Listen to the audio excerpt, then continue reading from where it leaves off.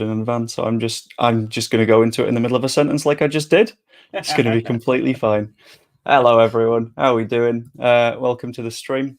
I figured that since it's an international break, I would ask Joe on board again because I'm going to try and make that a bit of a tradition. Might as well. It's quite fun. Yeah. Okay. Yeah. And I thought, what is something that a lot of people don't like to do on streams, and it's say your most controversial opinions. Because every time I go I think I'm quite controversial. Oh, you're very good at that, yeah. Because every time I go into your stream, I'm always somewhat on the fence. I'm like, do I actually have this opinion, or will I be saying it to be a little bit like edgy and get someone listening? But I figured this time, what we're going to do is we are going to talk through our most controversial Leeds United opinions. And as Danny put in the chat a while back, if you're not subscribed already, please do. That'd be massively appreciated. And smash a like as well. I'm not going to do the rent thing because that's your thing. See, that's one of the rent payers, though. Danny, I know. Danny's great. They're a great family and they come over and share the love. So that's great to see. Big up to Danny. Yeah, I think the most controversial opinion we've had so far is that someone likes your hat. No, it's fine. It's nice, isn't it, Carl? I get it. It's nice. It's very nice. And also, as well as our opinions, get involved because we will be discussing yours as well. We've had a few YouTube comments on a post that I did yesterday. I think it was yesterday. That we'll be bringing up. A couple of them a little bit out there, a little bit weird. Someone posted what can only be described as the wildest take on one of my YouTube videos recently, and I didn't ask do they want to be included in this, so I didn't put the username in, but I think it's just mental enough to be popped in. Well, I'll give you a mental one, right? As you know, I'm doing this greatest Leeds players of all time.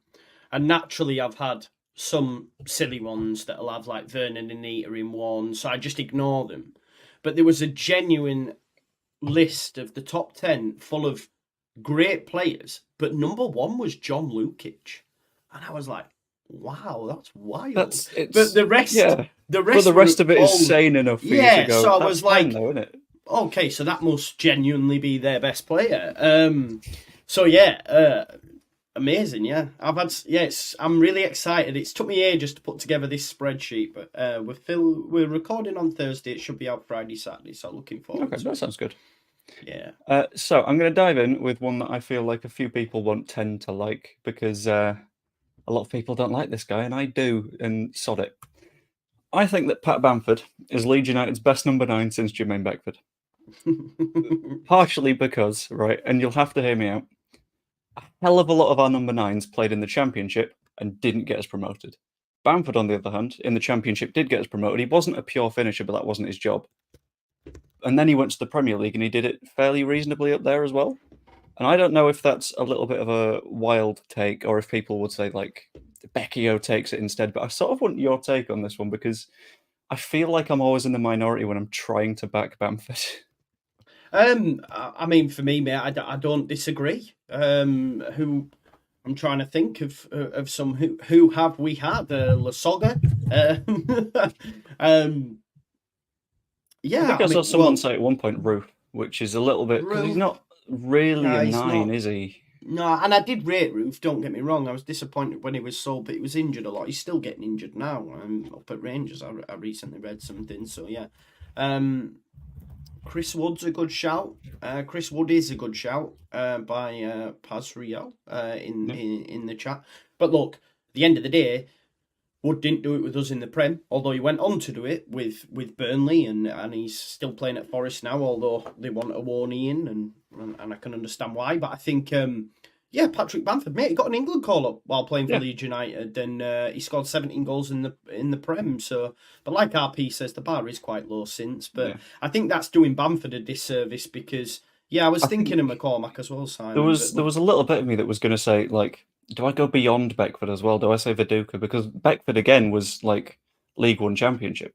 I think he just played for us in League One off the top of my head.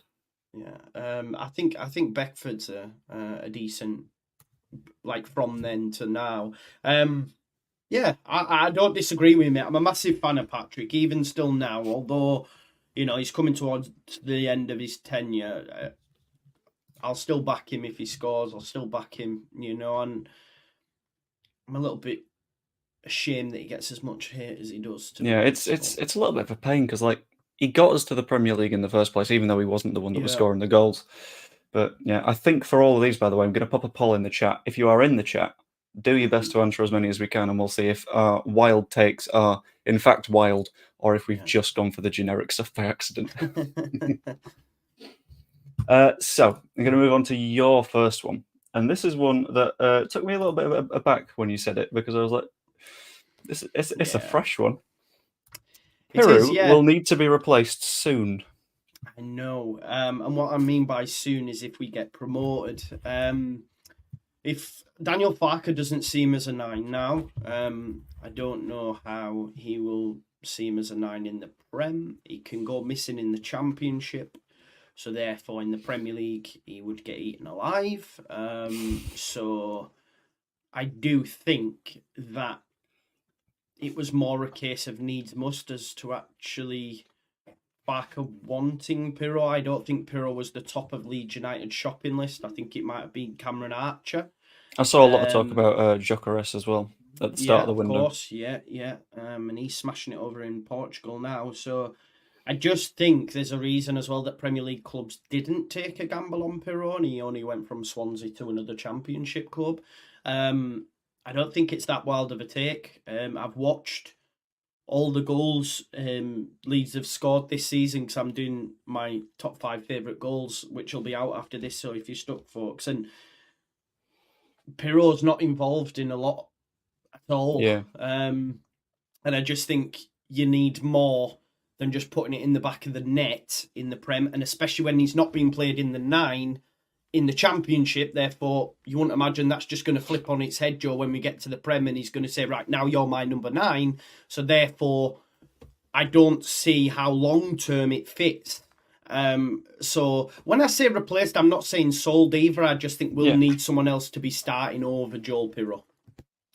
I think my question for that then is, do you replace him with a 10 or do you replace him with a 9? Because I feel like weirdly with Daniel Farke, we play in like a 9-less system where they both Rutter and Piroe play on average in the same place, but Rutter goes a long way further back and a long way further forward, whereas Piroe's a bit...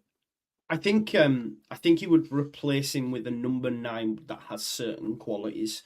For me, i.e., he's great at pressing. I don't even think Rutter's that great at pressing, to be honest. If I'm being realistic, so I would look to someone like that. I think someone like Ollie Watkins, although Ollie Watkins is now being asked to not do that, to not chase balls into the corner and just stay central, and that's what's getting him goals, and that's what's turning him into a bit of a top striker now. And Emery's asked him to do that. He did an interview after the game, and he said to Dean Smith, like, I'm not chasing lost causes anymore, which I was doing previously. But I think we need a striker that is going to be willing to chase lost causes and press from the front, like Patrick did, which is similarly to what you were saying about, him being the best number 9 since Beckford. So I would, and then I would just have Rutter as the 10, the out and out 10, if you like, because as I said, watching the goals, there is only one goal in my top 5 that he's not involved in. And that's because he's involved in absolutely everything that we've done all season. This is what I'm saying, mate. So, and all places of the pitch as well, Joe. You know what I mean? So I think having him a little bit further back and with a number 10 that's just presses for days, if you like. I feel like, in terms of a number 9 that presses for days whilst being able to finish, what we're basically looking at is if we can teach Dan James to finish. Because that one season where he was with Bielsa and he was just kicking goalkeepers when they were trying to clear it. Yeah, maybe. Darwin Núñez. We'll take Darwin Núñez from Liverpool. Although he can't finish. We're still missing the finishing. We're still not fixed it. True. Okay, so generally on that one, I think chat seems to agree with you. We got 62% on the yes. Do you agree though, Joe? That's the main thing. No? You disagree? That's fine. I also disagree. I'm in a weird one. I'd say that in terms of up top, we're probably okay. In terms of players that can be a 9, so we've got Rutter, we've got Piroe, we've got Bamford. Probably going to drop Bamford in the summer, at a guess. But even if we don't, I'd still say we need a 10. So it's less of a. It's so would you be comfortable with them 3 in the Prem that you've just named? Them 3 in a 10, yes. You would? Okay. Because I think as number 9s, they've got enough. And I think a lot of what we do comes off the wing. Fairs. But if we were to lose one of them, I'd want them replacing with someone arguably better. This one. I was going to go on. Yeah. I was going to go on to the next one that I've got lined up, but we need to go there, don't we, really? Yeah, definitely.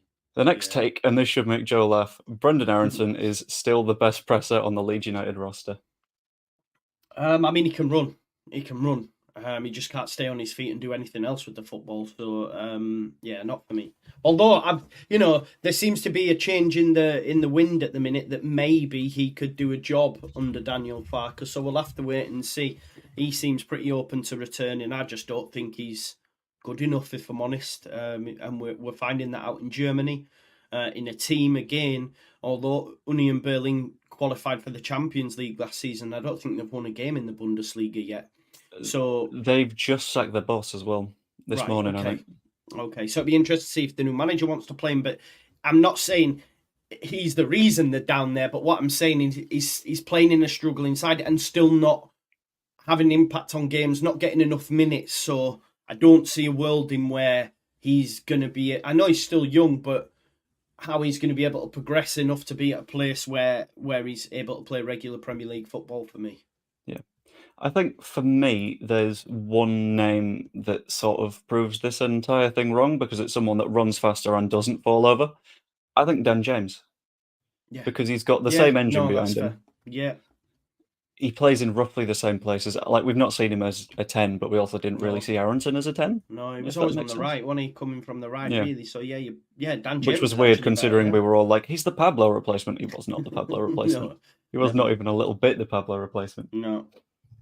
He's the Adrian replacement. That's the kind of level we're talking. If he came back in January and proved it, then fair enough. If he waits until we're promoted, he can do one. That's fair. It sort of depends on if we've got a recall, though, because like a lot of these cases were saying if he wants to come back, he will in January. Yeah, no. Listen, we've seen already with Gnonto. Listen, if he comes back, even if we're in the Prem, any of them, and they smash it, we'll soon forget. Yeah. I mean, I feel like Sinisterra might be the exception because he sort of threatened to sue the club on the way out. But yeah, so did Adams, didn't he? But yeah. But Adams is like permanently gone. Adams is absolutely not coming back. Oh yeah. Yeah, 20 million. If we get promoted, what is it? If we get promoted, we get Cine back. If we don't go up, they get to buy him for X amount, something like that. I've got no idea. I didn't know they had a buy clause or anything. So. Something dodge like that anyway. Yeah, I don't know. I love when we can describe our transfer dealing as something dodge. Really, really, really promising over how Orta's tenure went. Exactly. I'm going to dive into my next one, and I know a lot of people will not like this one. In fact, I'm going to close the Aaronson poll first. I would take Junior Firpo over Alioski at left back. Oh, great, we're done. I'm leaving. I know. Why? I know. In what world? Please explain your logic here. This is wild. What I'm going on is Alioski spent so much of his time at Leeds fully fit. I'm taking them fully fit and able to play, rather than Firpo's in and out. For Junior? It does for 3 matches at a time, and those 3 matches tend to be good. Okay. Because we've seen, 30 minutes against... Who did we play most recently? Plymouth. Christ, Plymouth, yeah. Sorry, bottom end championship stuff. Mate, I get it. Yeah. I think for me, if he's fit and running, he not only causes problems going forwards, but he's got the confidence in his legs to do the getting back stuff. Whereas Alioski, you could tell that whenever he was getting forwards... Do you know what my thing was? You would say, he caused problems going forward. The next bit I would say, and he causes problems going back. Yeah. I wouldn't say the next bit that you say. Yeah, I think I would take Alioski now. Over... now.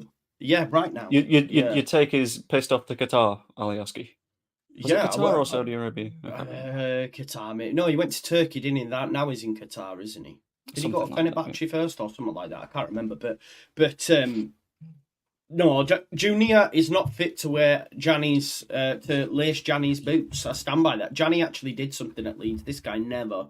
So as hot takes go, Joe, I think you've won the lot, mate. I would say, though... If you put a poll out on Twitter, let's say, for example, so it had the loads of votes, I think It'd be 90% Alioski. Oh, it would, yeah. But is that a case of we're looking at Alioski doing good things at Leeds in the Championship, and Firpo's not had the chance in the Championship? Whereas Alioski, whenever he got into a final third and saw a net, he would have a shot, and every once in a while it'd go in. Yeah, it would go in, yeah. Then it'd go over the South Stand the next time, and the next 8 times. Yeah, but we've seen that from James and stuff. Maybe he could be better under Daniel Farke, but what I would add to this as well, Alioski was not a natural left back, so the fact that he's better than Juni, who is he's apparently a left back, left wing back, it's the same thing. Yeah, I think speaks volumes as well. Juni is rubbish and a terrible buy. Further question for you then, in terms of not left backs that are made to play at left back. If you've got a choice of 3, who are you picking? Byram, Dallas, Alioski? Byram. It's fair enough, yeah. I love Dallas, but I was ready to have an argument with you there, but I thought you'd go for Dallas, but here we are. No, Byram every day of the week. I have had a grand total of 1 person agree with me in that poll. I'm not surprised. I'll take it. I mean, I'll take the 1. It's more than nothing, but Christ, I knew that would be the one that no one agrees with as well. You know what I'll do? If you would have voted for Alioski, you might as well drop a like on the stream, and if there's enough likes, maybe I'll change my mind. That'll do. Remember to keep popping your wildest Leeds United or general football takes in the chat as well. I will keep dragging them up, no matter how daft they are, including the Aaronson one. It's Dan James, isn't it? Let's be honest. Yeah, fair. The next one was from the post that I did in my community, and was one that I thought, this is genuinely bonkers and a little bit Radrazani. Leeds United will be in Europe by 2026 or 2027. Which, how many seasons have we got? So that would be the next 3 seasons. Not a chance. It feels like it's pushing it, doesn't it? Yeah. Unless we're saying heavy invest in Farke. How long were Brighton in the Premier League before they got Europe this season? A good few seasons, right? And they're like a club model that you would like to follow. They struggled with Chris Hughton for a couple of seasons, nearly got relegated. Then they brought in Potter. He was there for a good few seasons, and then they got into Europe with De Zerbi. So there's no way in 3 or so seasons or 4, whatever it is. I mean, we've got to get out of this division first. But listen, I'd love to go along with you. I think if we'd have... Here's a hot take for you then, on the back of that. If we'd have kept faith with Bielsa, and the takeover would have gone through, that season that they sacked Jesse, they brought in Jesse, if they'd have kept faith with Bielsa, and the new ownership came in and managed to, I think that would be genuine possibility of getting Europe under Marcelo. Or even... Are we talking at the start of that season, though? So let's say... When we finished 9th, had we have backed the manager, we'd have got Europe the following season. Okay, I can... Was that the one where Kinnear had an interview and basically said that we would have needed like £200 million or something? All we bought was Firpo and James, I think. James, and then a couple of youth players. Yeah, exactly. Maybe. So if it had been backed... Maybe we might have knocked on the door, or certainly would have been close to by these dates, but not now. I can't see. Yeah, we would have been in the conversation at that point. Yeah. And I think I agree with this comment, saying that Leeds won't be in Europe until the stadium's done. Because in terms of the ownership, if they're looking at the stadium by 2027, I can't see us being in Europe by 2027. Yeah. Maybe. I think... We'll see. We'll find out, won't we? We will, yeah. Good afternoon, Dave. How are you doing? Big up, Dave. Good to see you. You're doing well. Cheers. Let's have a look at what else has been popped in the chat. Next one, Daniel Farke one day will be as popular as Bielsa in Leeds. I think that it's sort of impossible. Yeah, I agree. That feels a little bit too... Because as much as Farke might get popular, he's not had... that decade of not being moving in the slightest, because at least before that there was moving up from League One, people are optimistic, then there was a decade of just depression, let's be honest. And then we had this magic granddad coming from Argentina who basically went, I'm just going to make everyone good. I'm not going to have any new footballers. They're just good now. And whilst Farke has helped, but I think this basically sort of covers it. Bielsa stood for more than football. He changed basically everything. Yeah, exactly. I think if we back Farke in the Premier League, though, there's maybe something there. Because I think his biggest problems with Norwich... This is the big question. Can he do it? Can he do it? Because as soon as we go up, that will be the worry from us as a fan base. The narrative from the media will be, he's never done it. So it's about backing him and seeing how he gets on. What we can't do is if we're 10, 15 games in, and I know this might sound wild, folks, we have to push the button early. Because if after 10, 15 games, and I mean this, it's going how Norwich was going, then it's only going one way. So don't sit and be idle. I really love Farke, but the big question is, can he do it in the Prem? And I agree that he hasn't been backed. First season, 5 million. The next season, he got back 30 odd, but that was because they sold Buendia. He's never been back. So if we back him, and if after 10, 15 games, which is almost halfway, say 15, we're still in the relegation zone and not doing it, then we need to sack him. Which I know that's such a wild take, but that's the era of football we're in. And we also have history that shows that he's been there twice before and it's only gone one way. So let's not... Do you agree with that, or do you think I'm being harsh? I think I agree in that if we're 15 games or so in and he's firmly relegation zone and it doesn't look like there's any life in the team to get rid. Yeah. But what I'd say is I don't think we're going to get into that situation in the first place because we've got a solid squad that I can't see anyone, if we go up, saying, sod it, I don't like it here, I'm going, because you've gotten promoted with the team, you've built that little bit of chemistry. And the 49ers, I think, are fundamentally different from Radrizzani because for Radrizzani, it was basically a toy. It was, I bought this club on the cheap. Now it's in the Premier League. I can sell it for a profit no matter what. Let's see what happens. Whereas the 49ers are, by their very nature, like looking for profit in a way, but also have a bunch of sports stars that are like, I can. And I think by the nature of what 49ers Enterprises is, they have to put money in. Yeah. Because otherwise they just lose all the profit again. And it becomes a pointless little cycle. Yeah. I'm optimistic, but I sort of agree with it might have to be a getting rid if it doesn't work out kind of thing. I've just realised that is the wrong thing. But it's fine. This is more a wish than a take, but I believe one day Marcelo Bielsa will be back at Elland Road. I do not see that happening. That is wild. I'd love that. I'd love it, but he seems like the sort of person that comes in, graces a club, and then goes, "Nah, I think that'll do. Actually, maybe. I'm done." Yeah. So now we've got a sort of weird double take that yours and mine sort of weirdly clashed against each other, and I don't know if they disagree with each other or if they roll into each other. But yours being Pablo is one of our greatest ever players. Now you have the data to back this one up. Yeah, I don't want to give away too much, Joe, but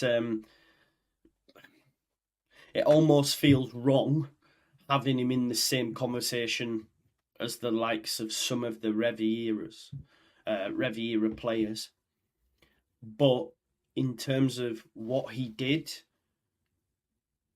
the impact he had on us as a fan base, he will go down in the annals of Leeds' history as one of our greatest ever players, which does sound mad because it's like, well, where did he do it? He did it in the Championship. Where did some of the Revi lads do it? They did it when they were winning league titles, you know? So I get that. And maybe it is a generational thing in that as we get older and the fan base gets younger, they forget about some of them older players. Of course, you'll be reminded, but it's not at the forefront. Whereas Pablo will. So, yeah, I think he is one of our greatest ever players. Top 5, maybe even. It's not the most insane that I've heard, to be fair. And I think I agree with this in the chat. Because Uriel, who is an absolute legend, might I add, for my Football Manager streams, I'm going to plug those right now because I've started doing Football Manager every few nights just to see if I can pull a Farke. Currently, no. And Pazuriel has single-handedly fixed my team. Miracle nice. worker. Yeah. Nice. But I think it's fair enough to say that Pablo dragged us out of the Championship. And I think if we're looking at past goals at Leeds, I can't think of a more memorable one than the Swansea one. No. Because even just during that time, like the goal against West Brom after so many seconds and all that sort of stuff, was Nutmeg a Mermaid, all that sort of stuff. He was amazing, wasn't he? Yeah, I think he was in that category of like Rafinha-esque. If he's in the mood, he'll just beat you, and there's nothing that you can do because he's just a better footballer than you. Mm-hmm. And he's one of the greatest ever Championship players.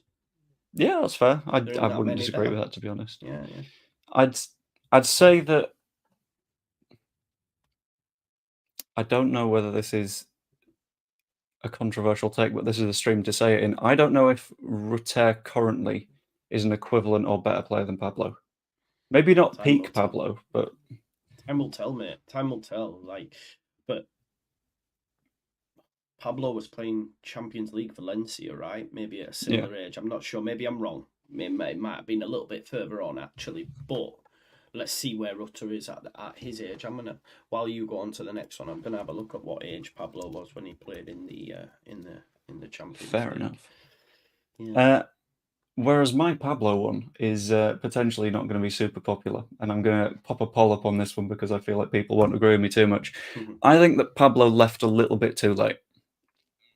I think if he would have left right as we won the Championship, that would have been the perfect send-off for him. I can't quite remember what his contract situation was. He might have had 1 year left on it, or he might have got an extension to stay in the Premier League. But I think by that point, his legs had gone. You could tell that he wasn't able to keep up with the pace of the Premier League a lot of the time, and you could see that he was either just sort of waiting out his contract or desperately trying to get into a team that I don't think that he was quite fit enough for at that point. If that all sort of makes sense? Yeah, no, I hear it, and he did, and it was a shame in which way it went out, but I think a lot of it had to do with a bit of a falling out with Bielsa over the poppy thing and him throwing. Yeah, it was he threw a black armband or something weird like that. Yeah, and from then we've very rarely seen him, and we know that Bielsa was a massive disciplinarian. So yeah, interesting. But maybe he did. What would you have said to just leave at the end of the promotion season? That would have been a better ending, do you think? I think at the time, the way that we were looking at it, it made sense to keep him because we didn't know how these new players would get on. Rafinha was literally a deadline day signing, so we didn't know if we would have Rafinha for most of the window. Yeah. But I don't know. In hindsight, I think it's a better sort of narrative thing for Pablo if he goes at the end of the Championship season. Yeah, probably. Yeah, you're probably right. I mean, obviously, I was lucky enough to be there on the West Brom game when him and Gaetano did leave. And it wasn't the sending off they deserved because obviously the stadium was next to nothing and the atmosphere wasn't the best and all that sort of stuff. So I'm hopeful that maybe if we get promoted this time, which I hope we will, I think we win the league. I know that might sound wild. There's a hot take for you. I think we still win the league. Are you sure? Because I remember a few days ago you were like, Leicester are too far. We're never hauling Leicester in. Ipswich are gone. I said that the Leicester game was must win if we wanted to get top two. Because I believed Ipswich would beat Birmingham, which I know they didn't. But had Leicester beat us, they'd have had a 17-point gap. 17 that points. one is quite hard to pull back in. Fair exactly. Enough, yeah. Now, since then, we've won 2 games, they've lost 2 games. It's now 8. So now I look at it and go, it's probably that's fine. doable. Yeah. I said the other day, and I don't know if you agree, by January, we will be in the top 2. There is 2 games left in November and 7 in December. Sorry, that's my camera. So that's 9 games. I don't know which little action thing you've done for that one, but 9 games. Hang on.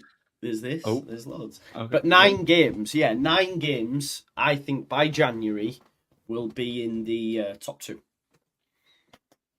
I'm going to have a look at the various fixtures. Because that in itself is a little Ipswich bit play of a us spicy. and Leicester in December as well, back to back. Okay, that changes it up a little bit. I think they've got Leicester away and then Leeds. No, Leicester at home and then Leeds away. Okay. So, and they've got Middlesbrough, and I just think, by January the 1st, Leeds will be in the top 2. 9 games, man. That's a hell of a lot of points. That right? is a lot of football to play, 27 points. 27 points. I think what I'm looking at myself is we know how tight a championship campaign can be and how much you need all of your players.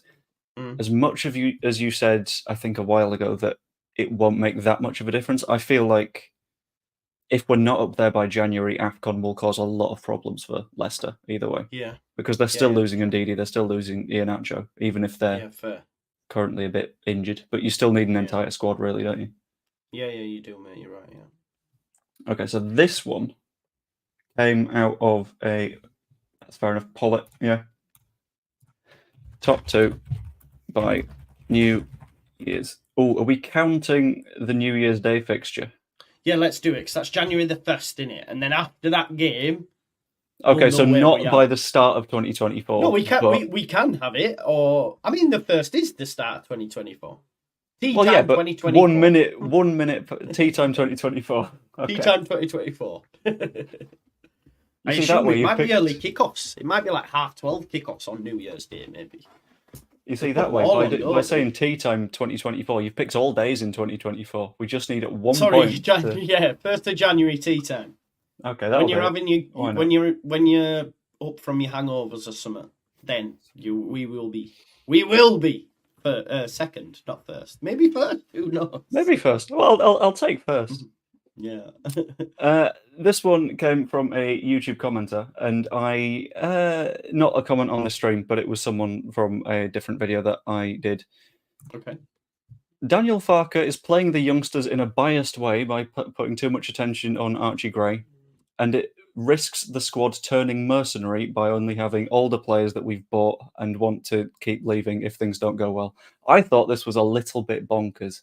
Because they brought I think this is Matt Letizia, David Icke kind of like thought process. I don't understand it. Because I think off the top of my head, they brought up JB and Mateo Joseph not being mentioned in a press release about young players being brought up for international duty or something daft like that. And they were saying that Farke's playing favourites or something. I don't... Yeah, listen, there is some out there that believe... Yeah, it's mad. The narratives by some, but people will say that about me, right? People will say that I'm too nice to the old guard, whereas others will say the old guard are war-filled, and it is what it is. We've all got opinions, but like, I also do believe that when people say the manager has his favourites, if we're being realistic and we sit back and think about it, well, of course he does. I have my favourite people. I have my favourite things. Like, and no matter how much I say to Joe, no, Joe, I value you as much as I value that person.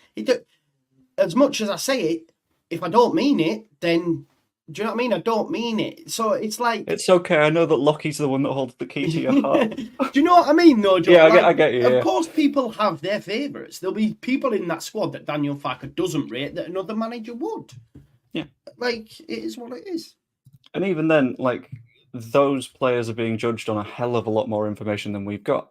So JB not making the team. Yeah, exactly. Yeah. JB not making the team. We don't know if he's got a shit attitude in training. Exactly. We saw him. Who was it against in the Carabao Cup earlier in the season? Was it Shrewsbury or something like that? But he was not Salford good. Oh yeah, he played against Shrewsbury where we were rubbish. I watched that game actually. The highlights. They went 1-0 up, man. It was bad. Yeah. JB wasn't good in that one. Mateo Joseph is. Let's be honest. Injured, right? Do you want him coming in over, even if he's not injured? Would you pick him over Somerville? No. Would you pick him over James? In the matchday squad. I think if in the matchday squad, would be nice. Injured, I think if he wouldn't have got injured when he did, I know he's back now. I think, but if he wouldn't have got injured when he did, I think he'd be in the matchday squad. Yeah. maybe. I think Joseph is one that I definitely want to see, and I'm not biased because of his name in any way, shape, or form. Yeah. And I feel like you're probably I've just thought of the hottest take. The hottest shit. take, right? Here's this one for you. So, this morning I've been watching all the goals. Now, in the first couple of games, Millwall, Cardiff, Birmingham. No, not Birmingham. That was 1-0. Another game. Anyway, Gnonto was phenomenal, right? Gnonto was great. Now, hear me out. This is a hot take, and I'm doing it for the purpose of the video, right? It's a hot take. Okay. But Definitely clipping this and putting it in a short if it's madness. Yep. It's actually a good thing that Gnonto went on strike. Otherwise, we wouldn't have had the emergence of Dan James. Oh. So, because if Gnonto continues... Now, of course, Gnonto might continue in that vein and he score more than James and have bigger impact over James. But what I'm saying is, we would not see the form we are seeing from Dan James right now if Gnonto never went on strike, because James wouldn't have started and wouldn't be starting now, and therefore being up to a level to be ahead of, Anthony and Gnonto right now. Because honestly, when you watch back the highlights, Gnonto scores, he's playing silky stuff, he sets up Somerville, he gets a couple of assists. If he doesn't go on strike, then we don't see James. And now James is up there with top assists, scoring goals. Hot take. The thing is, I agree with you. I think and it's not even from a Dan James's emergence point of view. I think anyone that was awful to the club earlier on in the season, I'm sort of glad that came out, because if it didn't come out, then it'd sort of be bubbling in the background and it wouldn't properly be talked about and all that stuff. Yeah, and someone's just mentioned Cine as well. We wouldn't have even seen Somerville if Cine was still here. Yeah, that's fair. Do you know what I mean? Because we were although, yeah, in actual fact, we've accidentally landed on the best possible take. Yeah, because Somerville in the early games was playing in the 10, Cine was on the left and Gnonto was on the right. And then we had Rutter now. Of course, we didn't have Piroe at this point. But we did have that one weird match of Shackleton at right wing as well. Yes, that was... Yeah, exactly. That was when Gnonto had pulled the sickie, right? Yeah.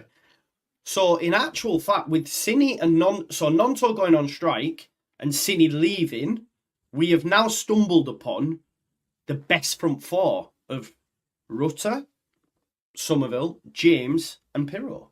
So if you look at that three, take out Piroe, if you look at that three, they've been phenomenal. They are involved in all the goals in some capacity, either assisting or scoring. So, and we wouldn't have that three, and arguably the three most potent attacking forces in the league, Rutter for assists, Somerville for goals and assists, and James for assists and goals as well. Yeah. Without Gnonto going on strike and Sinisterra taking us to court. The more I think on that situation as well, I feel Someone like... says, should we be grateful to Gnonto? Yeah, we should see. Yeah, sure, yeah. Let's all get Gnonto songs up and ready for the next home match, shall we? I think the thing with Gnonto as well is, the more I look at the situation, the more, and including like his various comments on Instagram and stuff, the more I feel like he wasn't just badly advised by an agent, but he was also badly advised by Sinisterra. Because if you've got someone a couple of years older than you next to you saying, I'm probably going to leave, you're quite good as well, we could both go somewhere else. Yeah. You're probably going to listen to that because he's older than you, he's played more football than you, he knows like what football is about. And your agent is always going to want a little bit more of a bonus. Of course, yeah. I think although he's had the occasional wandering down the tunnel immediately after full-time thing, I can understand it, because if I'm a 20-year-old and I've got 30,000 people like baying for blood, I'd probably also walk away. Yeah, exactly, yeah. That's a pretty good question. Would Gnonto be in the first 11 if he hadn't gone on strike? I think, 100%. Yeah. Because the early games show you that. Like, if you go back and watch the early games, he was starting, he scores, he was getting assists. So James doesn't necessarily. James is getting the minutes that Gnonto's getting now, and we know for James, this is his first proper run in his position. Now, and you know how I felt towards James, and my whole opinion's changed because I'm now seeing a player that is doing the right things, making the right decisions, being clinical, which is something we can say up until this point he hasn't been. You know, I was listening to the Guardian pod earlier on, and a guy on there, because they did a championship special, go listen to it. They were saying Dan James is arguably playing the best football of his career right now. So, and that's from George Ellick, who's, you know, championship GOAT. So, I don't think we get James only having little 10, 15-minute spells, which is what Gnonto's getting, having the same impact that he's actually had. What about you, mate? Do you think... I don't mind the idea of James off the bench because not only a championship defender, but a tired championship defender with... I was trying to think of an animal metaphor for something that runs fast, but I genuinely can't think of something as energetic as Dan James. But like a tired Plymouth centre-back with Dan James sprinting at them is not going to have a good time. But then again, a standard one isn't going to have a good time either without the 70 minutes of football behind them. But cheetah, that's the... No, I don't think a cheetah's hectic enough. I think a cheetah's a little bit too composed to be Dan James. Yeah, true. They can actually like kill prey, you see, like whilst at that speed.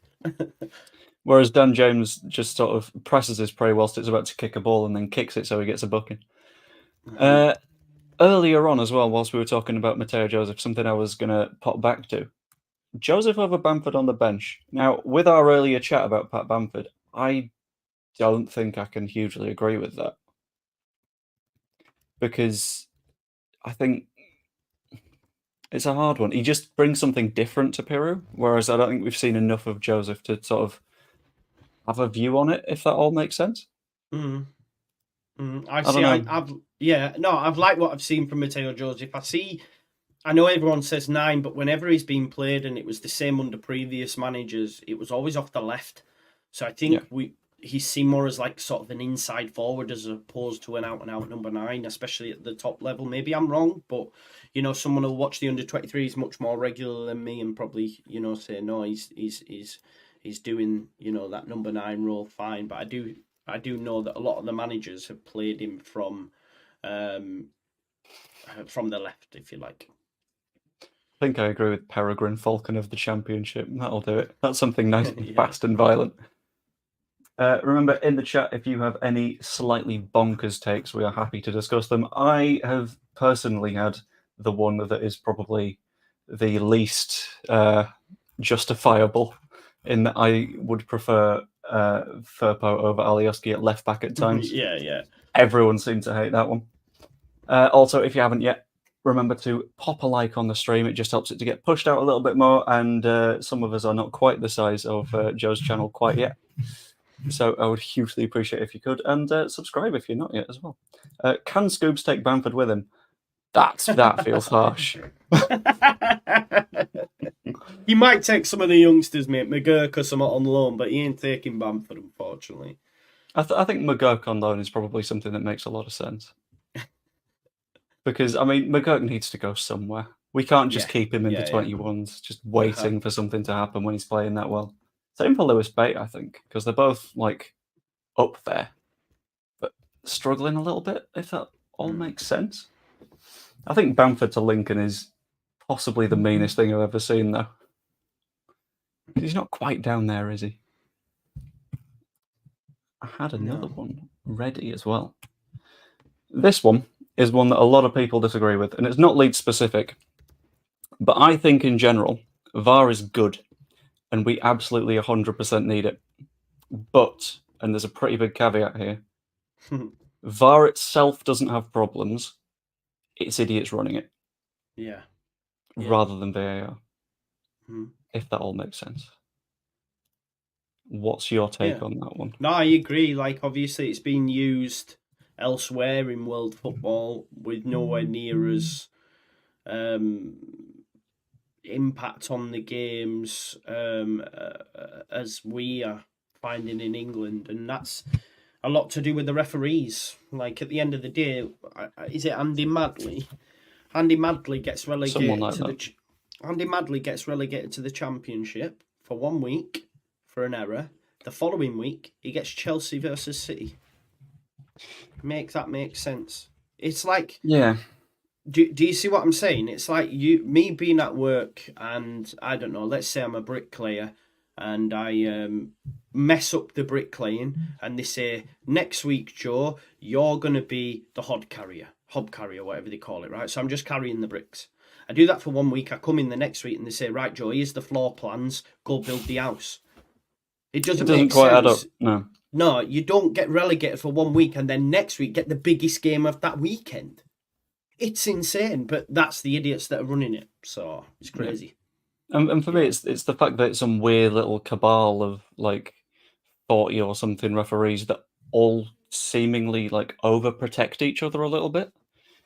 There's a hell of a lot of sort of matey culture around it, where none of them want to sort of take responsibility if they make a massive error. Yeah. No, and then the next week they're just given a football match again because they've been thrown out to pasture for a single week to say, look, you can handle a match at the lower level, which is at the same time screwing that lower level because exactly, it's not now fair, we've got the shit ref. I think that is our very first completely 50-50 poll. So I'm going to give it another minute just to see who else wants to have their say, because I want to see this land one way or the other. We ain't going down the middle on this one. Everything is true or false. No middle ground on this stream. Okay. I have hated VAR since Bamford's arm was offside. I think that one is another weird personnel problem, though, isn't it? It's for some reason, because the technology was fine. When he pointed, wasn't it? Yeah. When he pointed, yeah, it was mad, wasn't it? But for some reason, someone's decided actually his elbow can be offside. Yeah, it's mad. It's a bit bonkers. PJ and Weil are having a laugh. It's funny watching Man United fans moaning when a decision goes against them.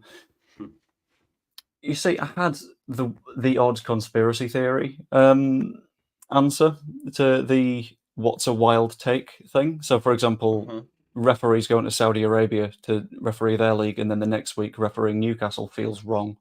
Definitely. But decided not to wade into that one. We have had more of a certain decision in the chat, with 56% wanting to get rid of AR and 43% wanting to keep it. There you go. I think that's closer than I thought that'd be, I think. For sure. I'd rather do without it, enjoy celebrating goals in the Championship. I've got one more take I want to run by you, unless you've got one more that pops to mind. No, I'm good to do one each if you want. I'm all hot taked out. We've got the one more, haven't we? GK? Do we? You do, but I didn't write a banner down for it. Okay. Yeah, so go. My hot take is that Illan Meslier will win major honours. Now, not necessarily with Leeds, but I think at some point in his career, Meslier will have a European trophy to his name. Are we talking just Champions League, or are we going Europa Conference as well? I'll say European, yeah, because I think although I have said in the past Champions League when he was smashing it in the Prem, just because at the time I was looking at the clubs, your Man Uniteds, your Chelseas, your Spurs, even that their keepers were coming to the end of their tenure. You had Lloris, you had De Gea, you had, it didn't go well for Mendy at Chelsea. So that's where that take came from. Having seen his performances in the Champ, the fact that he's going to come back to the Prem with Leeds, the fact of his tender age, I still think at some point he leaves. PSG have been interested in the past. Maybe European might be a stretch, but a major honour. He will win a major trophy in his career. Maybe even with France. Who knows? He might win a bloody World Cup. Yeah, I think I go something along the lines of, I think he's going to play for France I'll say by summer 2025. Because I feel in the Championship now, it's probably impossible to get into that France squad, considering the goalkeepers they've got. Yeah. although he's a better goalkeeper than Areola, you're not going to get past someone that is constantly goalkeeping in the Premier League. Areola's had a very good season, I will say. He has, yeah, which is really annoying because I've got a slight agenda against him. But you're not going to get past the likes of Magnan. I can't remember who else was Mike Magnan in that discussion. No. But yeah, I feel like in terms of transfers over this last summer as well, I think he was the most important player to keep. Not for this season, because he's not had much to do this season. But if we can keep him this year going into next season, we'll not only have a goalkeeper that's got a lot more confidence behind him because he's had a season in the Championship where he's conceded very little, but he'll have had a hell of a lot of development behind him as well. I think he's probably the most important player that we kept over the summer. But I might be biased because I goalkeep myself and I quite like goalkeepers. Yeah, I do as well. And I'm just going to pop up a banner for my last one. Because I didn't quite prepare for this one because it's one that's just popped to mind. And for some reason, I can't type right now. So this one is one that I don't know if people agree with or disagree with. He was coached badly. Yeah, this is just another quick bit on the Meslier chat. Proper goalkeeper coach working with him has made the difference. I do wonder if Darlow thought he'd be the number one. I think that was... I think he might have come in with a little bit of a discussion with Farke of, will I be number one, or is it like a competing for it? I think he sort of assumed that since Meslier was out of the side, he was going to get in. Yeah. But then Mellier's played well since. Yeah. Sure. And I wouldn't drop him, to be honest. No. But I'm quite fond of Meslier. We've had him for a good while. Yeah. And the last take, at least from us, the Championship isn't actually fun. We just like it because we win games of football. People keep saying that the Championship is the most fun league in the world. And although we know that in the Premier League, if you're against one of like 5 or 6 teams, you're always going to lose. Occasionally you'll win. And I feel like it's similar in the Championship. We're just happier with the Championship because we are one of those 5 or 6 teams that will win a game of football. Yeah, I can't stand this division. I agree with you. For me, it's like PTSD of years of being in it, right? And then we get out of it, and I never thought we'd return. I thought we were a big enough club that if we got it right, that we'd stay in the Prem. But unfortunately, we got it wrong and made a host of bad decisions. But the standard's rubbish. The standard is really rubbish. I looked at games like, the Stoke game, and I think about the Birmingham game that we lost 1-0. That game was horrid. Cardiff at the start of the season, it's just rubbish games. You might be able to take more fans and that, and I get it for the match going away days and all that sort of stuff, but you can't beat the Premier League. Sorry. And Leeds need to be back at that top table. This division is rubbish. There's far too many games. It's long. Yeah, get me out of here. Yeah. And it's quite hard to tell the difference between like the games that you're playing because everyone plays exactly the same type of football in the Championship. Because you're a team that's come down, you're very, very attacking. And everyone's just like, okay, we'll just sit in. We'll hit you on a counter-attack. If we're lucky, we'll score a goal. And then we'll sit in some more and hope that we can hold on to the 3 points. And we'll settle for 1. It's... As someone that quite likes football tactics and doing tactical previews and stuff, I'm annoyed that I started this channel over this last summer because you can't do tactical previews in the Championship because you look at it and you go, it's 5 at the back, defensive midfielders. We'll play at them. Yeah. Nothing's going to happen. It's one of those. It's quite annoying. Yeah, definitely. But yeah. Do we have any more mad takes, or are we going to wrap it up in a minute, do we think? I don't have any to mind, so I guess it is a case of coming back in a couple of days' time to see what the comments are saying about. Oh, that's going to be absolute chaos. I might do a video just looking through the comments of people saying, "You like Firpo? What?" Yeah. But yeah, I think in that case we might leave that there. In the coming weeks, I have been lucky enough to be in touch with the club and get a spot in the press box at Swansea. So if you have any suggestions for anything that you would quite like doing around the Swansea game, just let me know. I can do plenty of video bits and bobs. I think I'm doing something with the square ball that's in the pipeline, but we'll find out. You all know where you're that way, where Joe's channel is. He probably came here from there because I tagged him. Or from his Twitter account. If you've not watched Joe's stuff before, click on the link that is in the title. I'm sure he'd massively appreciate it. And yeah, thank you for watching. Like if you've not yet, subscribe if you haven't yet subscribed to the channel. Even drop a membership if you're fancying it, but no pressure at all. I know it costs money, so I wouldn't. And yeah, I hope you enjoyed. I will see you later. Junior Fopo's better than Alioski.